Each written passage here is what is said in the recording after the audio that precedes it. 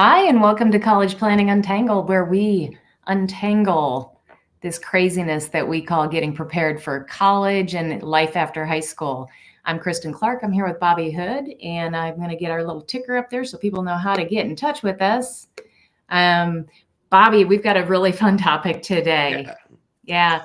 We've seen a lot of kids go off to college and not be successful. Yep. And a big reason for it is sometimes they haven't had the chance to fail.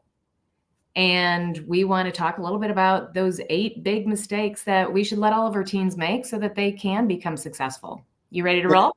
Absolutely. I mean, yeah, you can't pretend that you didn't like that we all did it right?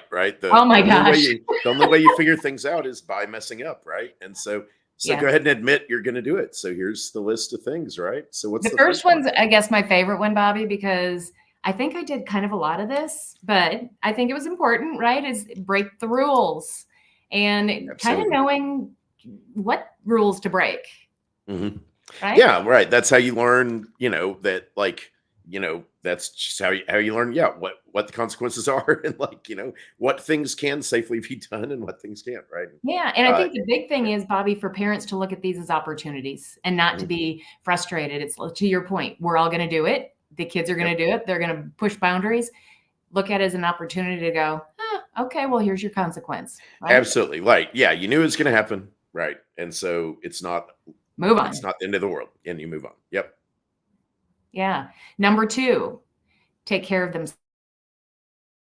Yeah, absolutely. Right. Yeah. So the mistake to make is not taking care of yourself. Right. Yeah. Right. And so things like going outside without a coat on when it's cold and it's raining. Right. And you get the cold and then you can't go to the dance or you can't go do something that you wanted to do. How important it is. And because let's face it, we all at that age feel fearless about, we can make it through anything. Sure. No, you can't. I know in Texas, wearing shorts all winter. Yep. I did that. And it was not a good idea. And I learned better. Yeah. It's not a safe way to keep moving forward. So let's help our kids go, okay, you did it. You wore the shorts, you pay the consequences. But I think that is the thing, right? Is so parents they constantly are like nagging the kid like, oh, or did you bring your umbrella? Did you wear your coat? Like they're gonna have to learn that for themselves, right? Absolutely. And you nagging them's not gonna do it. All right. So the next thing, this one is rough for me. Like get a bad grade, right? And it was in college. Like I had to, I got overconfident and I kind of blew off a course and then I got a bad grade and I was like, oh, okay. So I do have to actually study each week, right?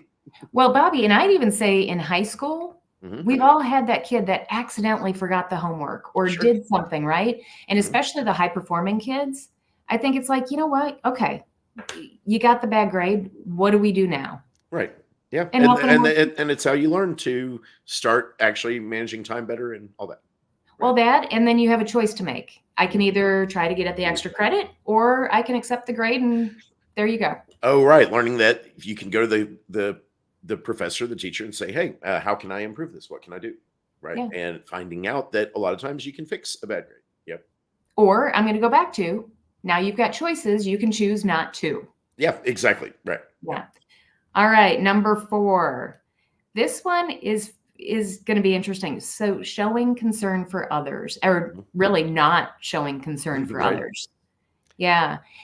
I just heard this last week and I can't think of the right term, but you'll get the idea. This lady was talking about when you're in a relationship and you do things for other people, you kind of get chips, right? In your bucket. And when you need something, you get to turn in those chips and people are happy to help you when you've shown concern and, liking and taking care of other people. If you don't take care of other people, guess what happens? You don't get chips. Yeah, absolutely. Right. And that's the thing is, right. So you might, everyone's going to do it at some point. You get overly self-involved and you're just focusing on yourself. You're not, giving a crap about other people. Right. And then you discover, oh, there's no one here when I needed something. Right. And you have to make that mistake to learn, okay, like part of this deal is paying attention to other people and how they're doing and it's worth the effort. And sometimes you don't feel like putting in the effort, but guess what? It's worth the effort. Exactly. Yeah. Yeah. All right. Not asking for help. Right. We're all bad at this, I think, to some extreme or to some extent. So if they don't ask for Absolutely. help, they don't get the help. Well, and this is something, I mean, I think, yeah, adults of any age, like there are so many people in this world who just are so resistant to ever asking for anything because they've had so many negative experiences in the past. And, but like, yeah, I mean, I literally had this like last week. I was had a large piece of furniture that I had gotten on Facebook Marketplace, and I was unwilling to ask anyone to help me move it up, and so I moved it myself. And it just turned into this long, drawn out, painful process when I had many people I could have asked and said, "Hey, can you come help me move this thing?" Right? But I Yep. do. And so yeah, like once you realize that, and you say, "Okay, yeah, I have people who will help, and I should just ask for help." Right? Yeah. Yep. All right. How to, or So a the next one mistake is what is, bottling up big feelings, right? yeah. Is like everyone does this, right? You get emotional and you don't say anything, right? And you just try to hold it in. And well, we all know what happens when you try to do that, right? The blow up, right? Hmm. Yeah. Or feeling miserable. Hmm. Yeah. Mhm. And so, yeah, but I think that's part of the thing is learning how to healthily express your feelings, right? And and saying, "Hey, I'm having a hard time right now." So that relates to the not asking for help when you need it, right? But it's not just asking for help. It's like saying, "Hey, you hurt me. You know, I'm not okay with what happened." And if you don't do that, you get stuck, right? Right. And for parents too, to understand what happened and to kind of guide them through, hey, don't keep it inside. It's Mhm, not worth it. But, we're all going to make that mistake, and mhm. it's good. It's healthy, you Well, and know? that's what this is all about, right? Is as parents understanding, hey, these are all things that my kid's going to do, and I want to be there and not get mad at them when they do it. Have the conversation. It's the teaching moment. It's the okay. Hey, we all do this, and this is what you learn as you're going through college, as you're going through life. Yeah. And I think too, for parents to feel okay about talking about the feelings that happen, because let's face it, the Mhm. parents are usually the people that are going to get the backlash from the big feelings, Yes, right? right. So not taking it to heart, or not taking it personally, but to go, hey, listen, you Mhm, had the big feelings. I get it. What could have we done differently mhm. to make sure that the big feelings don't happen again? Yeah, You know? absolutely.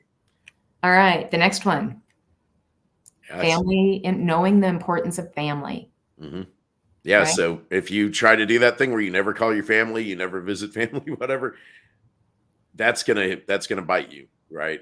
Uh, you need to just create that habit of calling your family, every Sunday, whenever it is, right? Texting, staying in touch, right? When you try that, the mistake every student's gonna try is try to be completely independent and just cut off communication for a while. But I think this one's interesting because when that student, as a teen, Mhm, and I look at early teens, you got an opportunity here, parents, where they disregard the importance of family and go off and do their own thing. Where are those teaching moments to go, listen, if you don't think it's important enough to go to your grandmother's, mhm. then when she's ready to hand out the $100 bill when you graduate, guess what? You're not getting it. How does Right. that feel? And just having the conversation. Yeah, Yeah, absolutely. we owe you nothing. Right. Well, we do owe you a roof over your head and all the good Mhm. stuff, but you know what I mean? Exactly. Yeah, absolutely. And then last, not believing in themselves, doing Mhm, something and not doing it all the way because they didn't believe in themselves mhm, is a great mistake to point out and go, what went wrong? mhm. You got it in you, kiddo. You can do this, but you have to believe in yourself. Mhm. And let's talk about how we can help you do that, right? And break things into Yeah, little pieces.